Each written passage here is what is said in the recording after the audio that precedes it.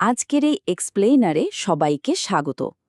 আজ আমরা জাতীয় সংসদে দেওয়া একটি অত্যন্ত গুরুত্বপূর্ণ এবং বিশ্লেষণধর্মী বক্তব্য নিয়ে আলোচনা করব। যমুনা টিভিতে সম্প্রচারিত এই বক্তব্যে জামায়াতে ইসলামীর আমির জাতীয় উন্নয়ন, বাজেটের অগ্রাধিকার এবং আমাদের শাসন ব্যবস্থার কিছু কাঠামোগত বিষয় নিয়ে কথা বলেছেন। এই বক্তব্যটি শুধু কিছু দাবি দেওয়ার মধ্যে সীমাবদ্ধ নয়, বরং এটি রাষ্ট্রের সম্পদ বণ্টন এবং সুশাসনের একটি গভীর চিত্র তুলে ধরে। চলুন সরাসরি মূল আলোচনায় ঢুকে পড়ি।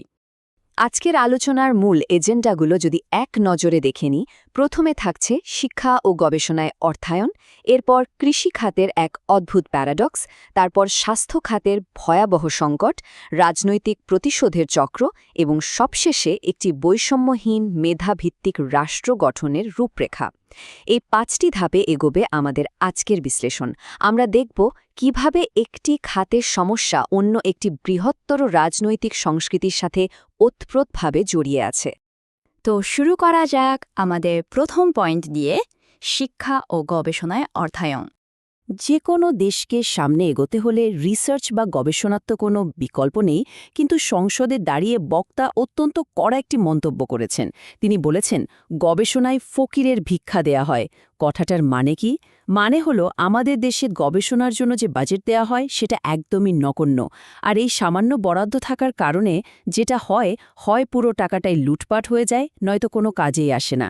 পর্যাপ্ত ফান্ড ছাড়া তো আর সিরিয়াস গবেষণা সম্ভব নয়। এটি তারই একটি স্পষ্ট চিত্র। এবারে আসি আমাদের দ্বিতীয় পয়েন্টে, কৃষি খাতের অবদান আর এর পেছনের এক চমকপ্রদ প্যারাডক্স। বক্তা কৃষি বিভাগকে তাদের মেধা আর পরিশ্রমের জন্য স্পেশাল ধন্যবাদ দিয়েছেন।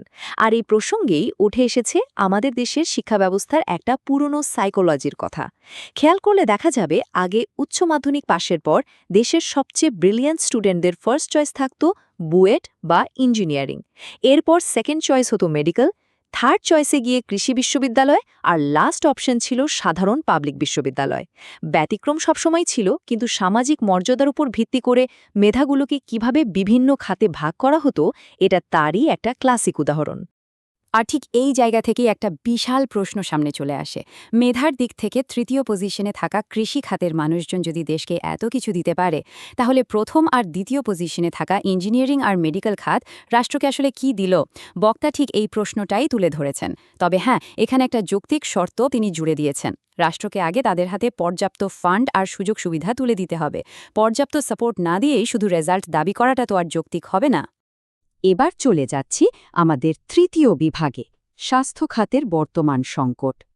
শিক্ষা ও গবেষণার পর আসন্ন বাজেটের জন্য বক্তা যে খাতটির ওপর সবচেয়ে বেশি জোর দিয়েছেন তা হল স্বাস্থ্যসেবা। এই খাতের বর্তমান অবস্থা বোঝাতে গিয়ে তিনি আক্ষেপ করে বলেছেন, স্বাস্থ্যসেবা নিজেই রোগী। মানে যে ব্যবস্থা আমাদের সুস্থ করবে সেটা নিজেই এখন আইসিইউতে যাওয়ার জোগাড়। পুরো সংসদ জুড়েই স্বাস্থ্য খাতের এই বেহাল দশা নিয়ে একটা হাহাকার শোনা গেছে। কিন্তু পরিস্থিতি আসলে কতটা খারাপ? ৩,৭০০ সংখ্যাটা একটু মাথায় গেঁথে নেওয়ার মতো। এটা শুধু একটা র্যান্ডম নাম্বার নয়, এটা আমাদের চিকিৎসা ব্যবস্থার চরম ব্যর্থতার একটা প্রমাণ। বক্তা একটা নির্দিষ্ট হাসপাতালের উদাহরণ টেনেছেন, যেখানে রোগীর ভিড় আর সিটের অভাব এমন এক অবাস্তব পরিস্থিতি তৈরি করেছে যা কল্পনা করাও কঠিন। একটু হিসাব করে দেখা যাক। একদিকে একটা হাসপাতালের অফিসিয়াল ধারণ ক্ষমতা হল মাত্র ১,০০০ শয্যার, অথচ বাস্তবে সেখানে ভর্তি থাকা রোগীর সংখ্যা ৩,৭০০ জন, মানে ধারণ ক্ষমতার প্রায় ৪ গুণ বেশি। এই অসম্ভব চিত্রটা দেখেই বক্তা অবাক হয়ে ইংরেজিতে বলেছেন, হাউ কুড বি পসিবল? সত্যিই তো, কিভাবে একটা ১,০০০ বেডের হাসপাতালে এত বিপুল সংখ্যক রোগী চিকিৎসা পেতে পারে? এটা স্বাস্থ্য খাতে আমাদের সম্পদ বরাদ্দের এক চরম দৈন্যদশার চিত্র। এই সব সংকটের পেছনে কিন্তু শুধু টাকার অভাব নেই, এর সাথে জড়িয়ে আছে আমাদের চতুর্থ পয়েন্ট, রাজনৈতিক প্রতিশোধের এক অন্তহীন চক্র। হাসপাতালে এত ভিড়, এত হাহাকার, কিন্তু যে দক্ষ ডাক্তারদের এই মুহূর্তে সবচেয়ে বেশি দরকার, তারা কোথায়? কেন তারা সঠিক জায়গায় ডিউটি করছেন না? এর উত্তর খুঁজতে গিয়ে এমন একটা সিস্টেমের কথা উঠে এসেছে যেখানে মেধা বা যোগ্যতাকে একপাশে সরিয়ে রাজনৈতিক আক্রোশকে বেশি গুরুত্ব দেওয়া হয়েছে। বক্তা এই প্রশাসনিক প্রতিশোধের একটা খুব পরিষ্কার চিত্র তুলে ধরেছেন। তিনি উল্লেখ করেছেন যে বিগত শাসনামলে, বা তার ভাষায় বলতে গেলে ফ্যাসিস্ট আমলে অনেক যোগ্য এবং দক্ষ ডাক্তারদের স্রেফ রাজনৈতিক কারণে দুর্গম এলাকায় বদলি করা হয়েছিল অথবা ওএসডি করে ফেলে রাখা হয়েছিল। এরপর যখন সরকারের পতন হল, তখন পূর্বে বঞ্চিত হওয়া কর্মকর্তারা চাইলেন প্রতিশোধ নিতে। বক্তা একটা ব্যক্তিগত ঘটনার কথা শেয়ার করেন। একজন ডাক্তার আক্ষেপ করে তাকে বলেছিলেন যে সুযোগ পেলে তারা পূর্ববর্তী প্রশাসনের লোকদের এক্কেবারে দেশের সীমানার বাইরে তালপর্যের বদলি করে দেবেন। কিন্তু বর্তমান রিয়ালিটি হল সেই প্রতিশোধের চক্রটাই যেন আবার ফিরে আসছে। এখন আবার আগের প্রশাসনে যারা সুবিধাভোগী ছিলেন তাদের উপর একই স্টাইলে প্রতিশোধ নেওয়া শুরু হয়েছে। এখানে বক্তা অত্যন্ত ইম্পর্ট্যান্ট একটা কথা বলেছেন। যদি আমরাও একই কাজ করি, তাহলে আগের আর এখনের মধ্যে পার্থক্যটা কোথায় রইল? আর এই প্রশ্নের উত্তর খুঁজতেই আমরা চলে এসেছি আমাদের পঞ্চম এবং সর্বশেষ বিভাগে, একটি মেধাভিত্তিক বা মেরিটোক্রেটিক রাষ্ট্র গঠন। দেখুন, প্রতিশোধের এই দুষ্টচক্র থেকে বের হতে না পারলে একটা দেশ কখনোই সামনের দিকে এগোতে পারে না। তাহলে রাষ্ট্রের নাগরিকদের আসলে কিভাবে মূল্যায়ন করা উচিত? বক্তা তার বক্তব্যের শেষাংশে মাননীয় প্রধানমন্ত্রীর একটা দর্শনের কথা স্মরণ করিয়ে দিয়ে এই দার্শনিক আহ্বান জানিয়েছেন। আগেকার পুরনো ব্যবস্থায় নাগরিকদের মূল্যায়ন করা হতো দলের আদর্শ বা পলিটিক্যাল আইডিওলজির উপর ভিত্তি করে, যার ফলশ্রুতিতে জন্ম নিত বৈষম্য আর প্রতিশোধ। এর ঠিক বিপরীতে প্রস্তাবিত মানদণ্ডটা হলো এমন একটা ব্যবস্থা যেখানে নাগরিকদের মূল্যায়ন করা হবে সম্পূর্ণভাবে তাদের মেরিট এবং কমিটমেন্ট, অর্থাৎ মেধা এবং প্রতিশ্রুতির উপর ভিত্তি করে।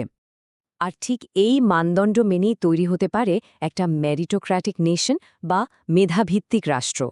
সহজ কথায় বলতে গেলে এটা এমন একটা রাষ্ট্র ব্যবস্থা যেখানে প্রত্যেকটি নাগরিককে তার রাজনৈতিক পরিচয় সম্পূর্ণ একপাশে সরিয়ে রেখে শুধুমাত্র তার দক্ষতা, যোগ্যতা এবং কাজের প্রতি নিষ্ঠার উপর ভিত্তি করে মূল্যায়ন করা হবে।